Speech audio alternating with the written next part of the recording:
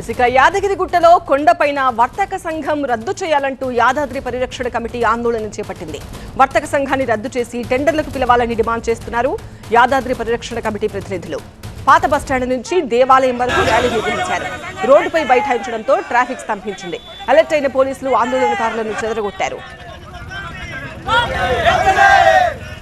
ఈ నెల 31న వర్తక సంఘం గడువు ముగుస్తుంది కాబట్టి కొండపైన దుకాణాలకు కొత్త టెండర్లు పిలవాలి అనేది యాదాద్రి పరిరక్షణ కమిటీ డిమాండ్. టెండర్లు పిలిచే వరకు ఆందోళనలు కొనసాగిస్తామన్నారు యాదాద్రి పరిరక్షణ కమిటీ ప్రతినిధులు. ప్రతినిధి రేవంత్ తో మాట్లాడదాం. రేవంత్, ఈ నెల 31న వర్తక సంఘాల గడువు ముగుస్తుంది అని చెప్తున్నారు. యాజ్ పర్ ప్రొసీజర్ ఏం జరుగుతుంది? యాదాద్రి పరిరక్షణ కమిటీ ఏం డిమాండ్ చేస్తోంది? వాళ్ళ ఆక్షేపణ ఏంటి?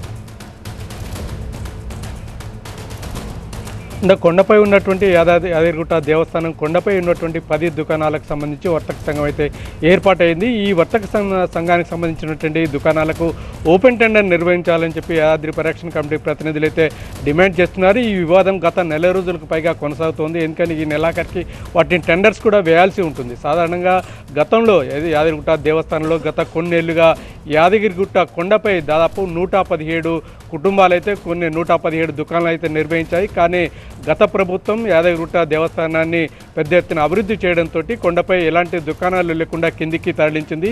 ఈ నేపథ్యంలోనే ఎవరైతే గతంలో ఉన్నటువంటి 117 కుటుంబాలకు చెందినటువంటి దుకాణదారులంతా తమ జీవనోపాధిని కోల్పోయామని అప్పటి ప్రభుత్వాన్ని కోరుకోవడంతో అప్పుడు ఒక 10 దుకాణాలు మాత్రం అప్పటి రాష్ట్ర ప్రభుత్వం కేటాయించింది. అప్పటి నుంచి ప్రతి 3 ఏళ్లకు ఒకసారి టెండర్ నిర్వహించాల్సి ఉంటుంది. కానీ ఎవరైతే ఈ 117 కుటుంబాలన్నీ కలిసి ఒక వర్తక సంఘంగా ఏర్పడి 10 దుకాణాలు అయితే కొండపై నిర్వహిస్తున్నారు.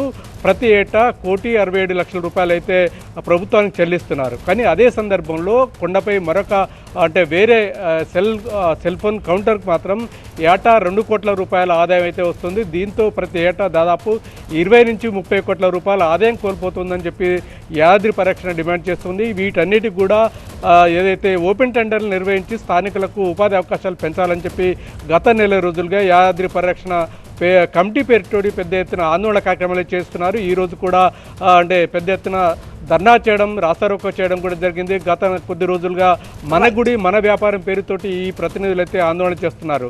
గత 4 రోజుల క్రితం కూడా హైదరాబాద్లో దేవాదాయ కమిషనర్ ఎదుట కూడా తమ నిరసన కూడా వ్యక్తం చేసినటువంటి పరిస్థితి కనిపిస్తుంది. మరోవైపు నిన్న సీఎం వచ్చిన సందర్భంలో కూడా వీరందరూ కూడా తమ నిరసన వ్యక్తం చేశారు. ఆ సందర్భంలో అరెస్ట్ చేశారు.